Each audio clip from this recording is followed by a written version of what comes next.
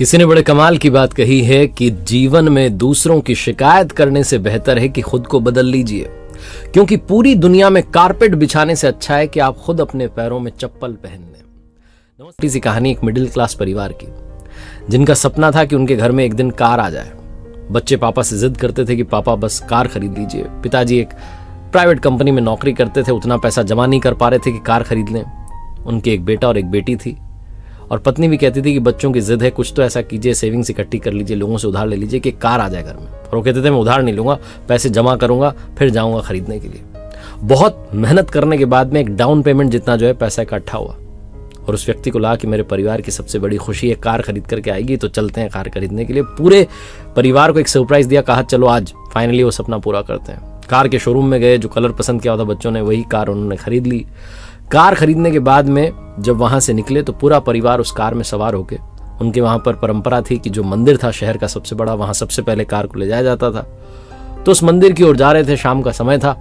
अचानक से मौसम पलट गया, तेज बारिश होने लगी, आंधी चलने लगी, और सड़क किनारे जहां एक चौराहे पर लाल बत्ती पर खड़े हुए थे, वहां एक बड़ा सा पेड़ आकर के इनकी कार पर गिरा।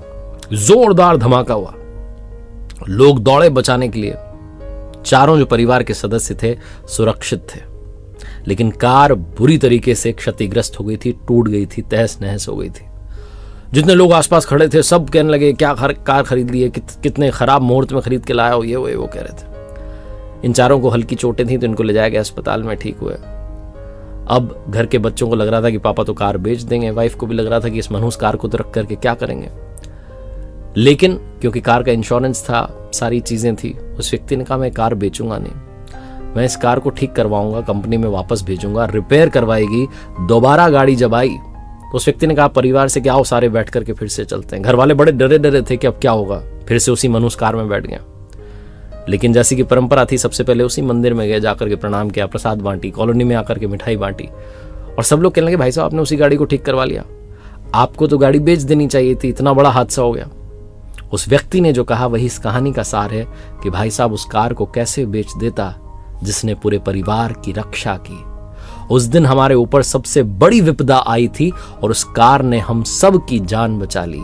जो हमारी जान बचा चुकी है उसको मैं अपने से कभी अलग नहीं होने दूंगा। बहुत छोटी सी कहानी जो बताती है कि जीवन में सारा खेल नजरिए का है। अगर आप सोचते रहे कि सब मनहूस हो रहा है, सब खराब हो रहा है, तो खराब ही होता चला जाएगा। और अगर आपने सोचना शुरू किया कि जो हुआ उसमें ऊपर वाले का प्लान है, हो सकता है कि सब ठीक हो जाए, इसीलिए उन्होंने ऐसा किया है, तो आपको जिंदगी में आशा दिखने लगेगी, पॉजिटिविटी दिखने लगेगी, पॉजिटिव वाइब्स आप तक पहुंचने लगेंगी। एक बार फिर से वही बात जो अक्सर आपसे कहता हूं, कर दिखाओ कुछ ऐसा कि दुनिया करना चाहे आपके जैसा। देखते रहिए हर सोमवार सुबह